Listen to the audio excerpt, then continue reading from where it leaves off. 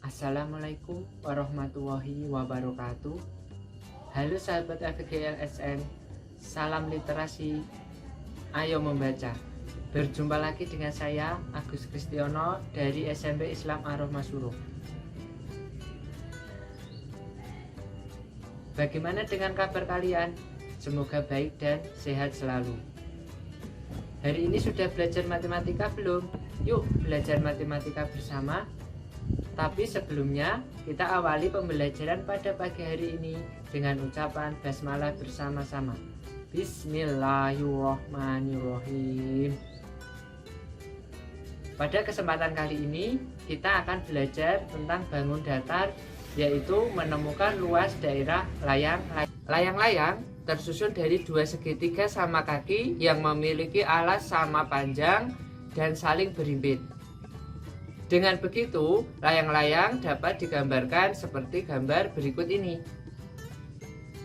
Berdasarkan gambar tersebut, layang-layang terdiri atas segitiga ABD dan segitiga CBD. Keduanya merupakan segitiga sama kaki yang alasnya sama panjang dan saling berhimpit. Dengan demikian, ciri dari layang-layang adalah sebagai berikut. Yang pertama, memiliki dua pasang sisi yang sama panjang. Sisi AB sama dengan sisi AD dan sisi CB sama dengan sisi CD. Kemudian yang kedua, memiliki 4 titik sudut, yaitu A, B, C, dan D. Yang ketiga, memiliki sepasang sudut yang berhadapan sama besar, yaitu CBA sama dengan sudut CDA. Kemudian yang keempat, memiliki dua diagonal yang berbeda dan tegak lurus, yaitu diagonal BD tegak lurus dengan diagonal AC. Kemudian yang kelima, memiliki satu sumbu simetri lipat. Yang terakhir yaitu yang keenam, tidak memiliki sumbu simetri putar. Pada kehidupan sehari-hari, layang-layang memiliki banyak manfaat loh. Di antaranya, yang pertama, layang-layang digunakan sebagai salah satu permainan tradisional. Kemudian yang kedua, penggunaan layang-layang sebagai alat bantu penelitian cuaca. Ketika Benjamin Franklin menggunakan layang-layang yang terhubung dengan kunci untuk menunjukkan bahwa petir membawa muatan listrik.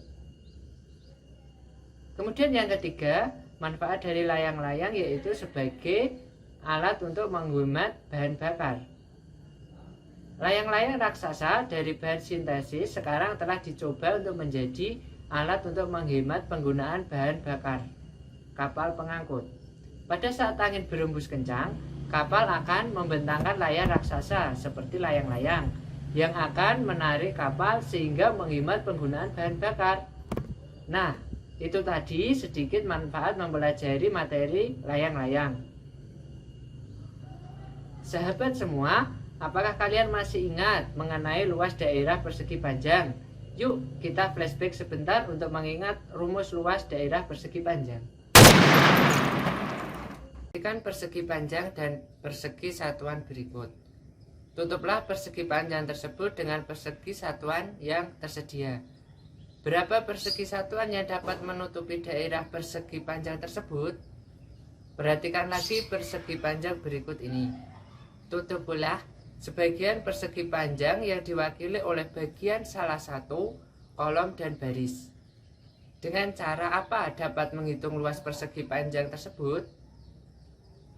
Jika banyak kolom adalah P dan banyak baris adalah L, maka dapat diperoleh rumus luas persegi panjang adalah panjang kali lebar.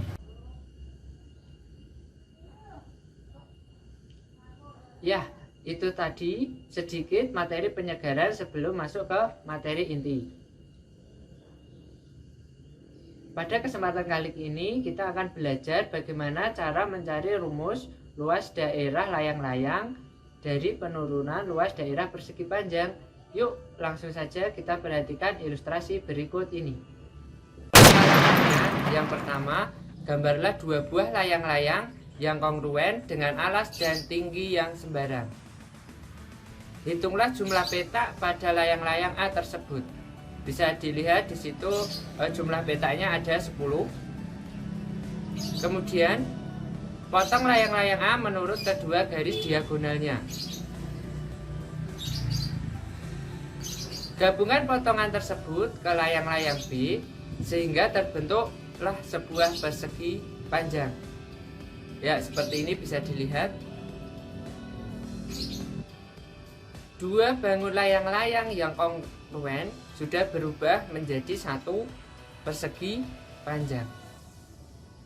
Diagonal A layang-layang menjadi sisi panjang dari persegi panjang dan diagonal B layang-layang menjadi sisi lebar persegi panjang.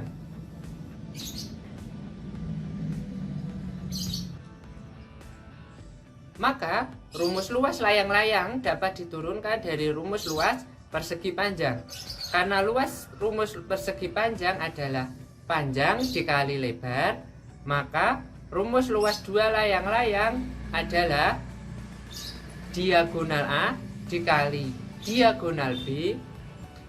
Jadi luas satu layang-layang adalah diagonal A dikali diagonal B dibagi 2. Untuk lebih jelasnya, dalam pengaplikasian dalam soal, mari kita perhatikan contoh berikut ini. Mandalika memiliki layang-layang dengan panjang diagonal pertama 46 cm dan panjang diagonal yang kedua 35 cm. Luas layang-layang Mandalika adalah titik-titik cm.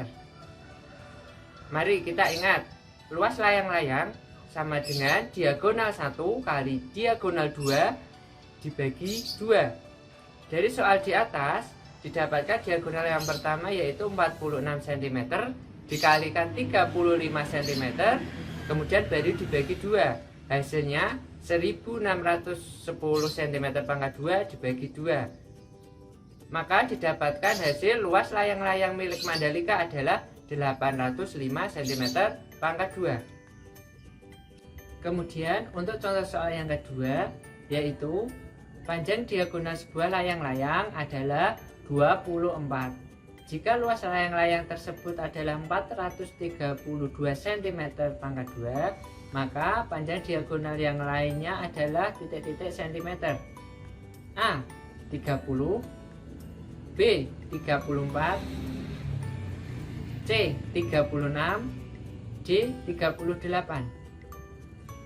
Dari persoalan di atas dapat kita masukkan cara mencari rumus diagonal layang-layang, yaitu diagonal layang-layang sama dengan luas layang-layang dikalikan 2, kemudian dibagi diagonal yang lainnya, sehingga didapatkan 432 dikalikan 2 kemudian dibagi 24.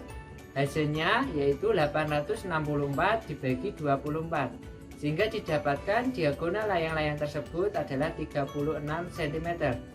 Dari contoh soal nomor 2, maka didapatkan jawabannya yaitu C 36 cm. Nah, sahabat, asyik kan belajar matematikanya? Sekarang sudah bisa dong menyelesaikan permasalahan mengenai luas daerah layang-layang, bahkan aplikasinya dalam kehidupan sehari-hari. Demikian materi pembelajaran kali ini, semoga bermanfaat.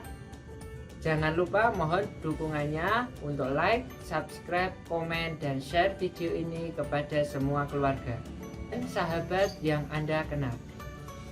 Terima kasih sahabat FG LSN. Salam literasi, ayo membaca. Sampai jumpa lagi pada kesempatan berikutnya. Wassalamualaikum warahmatullahi wabarakatuh.